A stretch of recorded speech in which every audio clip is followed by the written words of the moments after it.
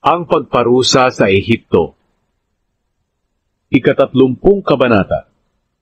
Sinabi ng Panginoon sa akin, Anak ng tao, sabihin mo ang ipinapasabi ko sa mga taga-Ehipto.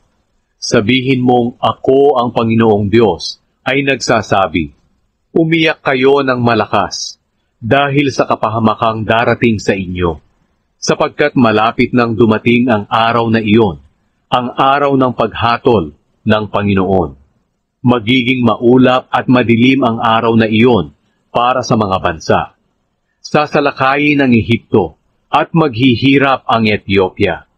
Maraming mamamatay na taga-Ehipto, sasamsami ng mga kayamanan nila at wawasakin ito. Sa digmaang iyon mapapatay ang maraming taga-Ethiopia, Put, Libya, Arabia, Libya, at iba pang mga bansang kakampi ng Ehipto.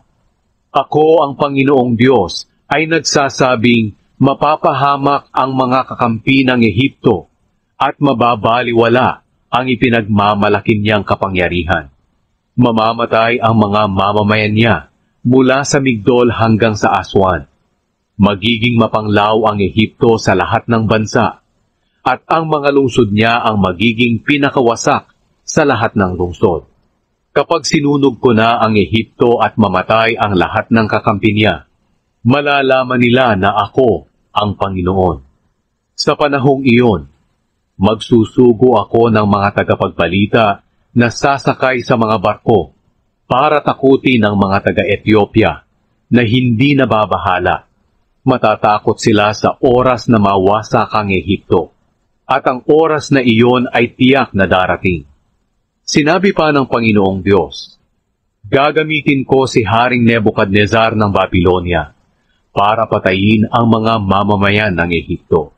Siya at ang mga sundalo niya, na siyang pinakamalulupit na sundalo sa lahat ng bansa, ang ipapadala ko sa Ehipto para wasakin ito. Lulusubin nila ito at kakalat ang mga bangkay sa buong lupain. Patutuyuin ko ang ilog ng Nilo at ipapasakop ko ang Ehipto sa masasamang tao. Wawasakin ko ang buong bansa ng Ehipto at ang lahat ng naroon sa pamamagitan ng mga dayuhan. Ako ang Panginoon ang nagsasabi nito. Sinabi pa ng Panginoong Diyos, wawasakin ko ang mga Diyos-Diyosan sa Memphis. Wala nang mamumuno sa Ehipto at tatakutin ko ang mga mamamayan nito. Gagawin kong mapanglaw ang Patros. Susunugin ko ang Zoan at parurusahan ko ang Tebes. Ibubuhos ko ang galit ko sa Pelusium, ang matibay na tanggulan ng Ehipto, at papatayin ko ang maraming taga-Tebes. Susunugin ko ang Ehipto. Magtitiis ng hirap ang Pelusium. Mawawasak ang Tebes, at laging matatakot ang Memphis. Mamamatay sa digmaan ang mga kabataang lalaki ng Heliopolis at Bubastis, at ang mga matitirang tao sa mga lungsod na ito'y bibihagin.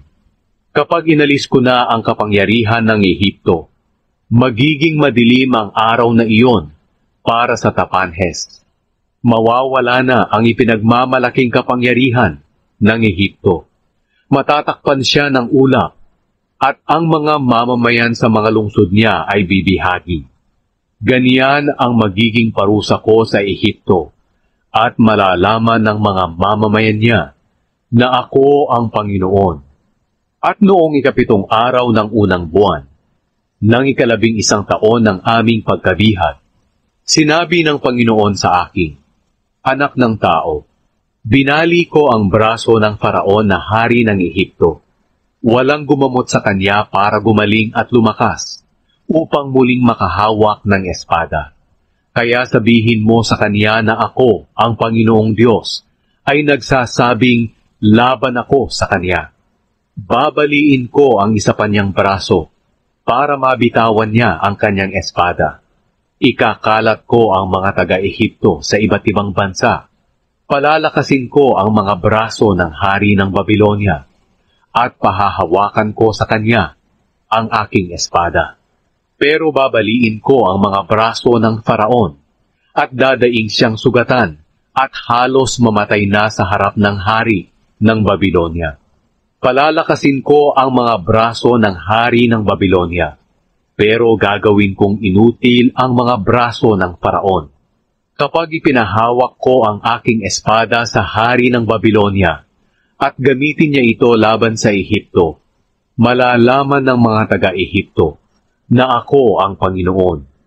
Pangangalatin ko ang mga taga-Ehipto sa lahat ng bansa at malalaman nila na ako ang Panginoon.